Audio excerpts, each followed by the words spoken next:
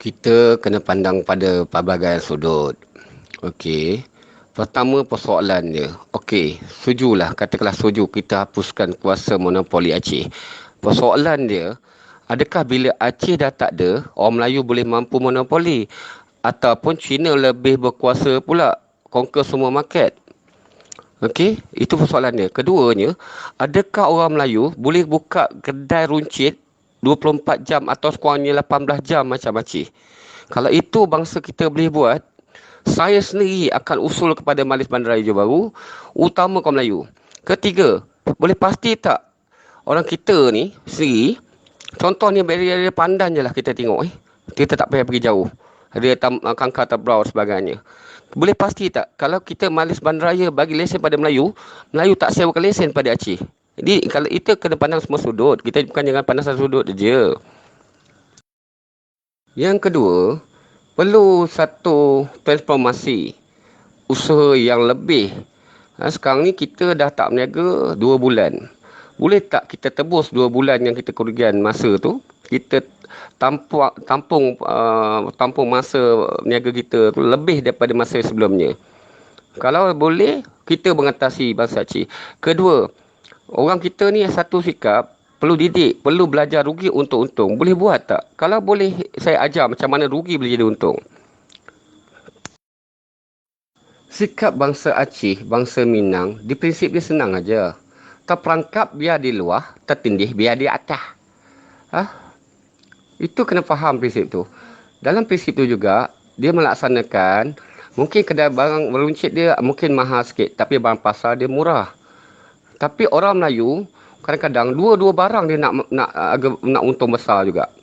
Apa salahnya ada barang-barang yang awak boleh pasti boleh monopoli, contohnya barang pasar awak murah, tapi barang runcit mungkin mahal. Itu baru tarikan pengunjung. Tapi jangan dua-dua benda kita, semua benda kita nak untung. Itu masalah orang kita. Jadi kena belajar. Untuk satu, bukan semua benda kita nak untung. Ini saya tekankan dari dululah lagi pada bangsa-bangsa kita. Dan saya melihat bangsa Aceh ni, satu, dia ada benda-benda, dia ada benda dia tak nak untung pun. Dia nak tarik pelanggan je. Mungkin satu part dia untung, satu part dia rugi. Ini kena belajar sudut untung dan rugi. Bukan semua kita perlu untung. Alhamdulillah, terima kasih. Kalau kita nak bincangkan benda ni memang tak akan habis di dalam ini WhatsApp group. Tapi insya-Allah lah, seperti yang saya katakan tadi, mudah-mudahan walaupun umur saya sekarang dah hampir 70, dah 70 pun saya rasa 69 dah lebih tepat. Tapi kalau nak dikirakan ramai yang katakan duduk ketika sembahyang ya sudah. Tak, saya tak begitu. Saya lebih cenderung kepada pembangunan ekonomi. Tak kiralah, asalkan orang-orang kita yang beragama Islam, terutama di Melaya sini, di Melayu Aceh ke Melayu Melaya sini, kita tetap bersama, kita naikkan ekonomi, tahap ekonomi, dan itu adalah satu ibadah pada saya. InsyaAllah nanti kita akan duduk sama-sama. Assalamualaikum. Assalamualaikum warahmatullahi wabarakatuh. Saya rasa apa yang dicakapkan ni sebenarnya memang betul. Tapi sebaik-baiknya saya fikir lebih baik kita jangan berbincang di sini di dalam WhatsApp group ini.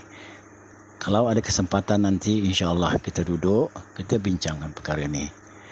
Saya dah faham benar lah kalau kita ambil daripada apa yang Menteri Anwar Musa tu cakap, kalau kita ambil daripada dia tu, itu dia satu hal perkara yang lain lah, tidak termaktub pada perjalanan perniagaan.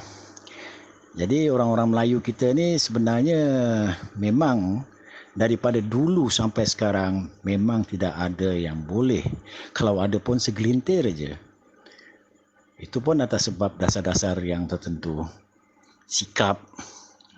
Jadi saya rasa ada baiknya kalau kita bincang. Pasal apa, saya pun seperti yang saya katakan, saya punya agenda, saya punya ada satu rumusan.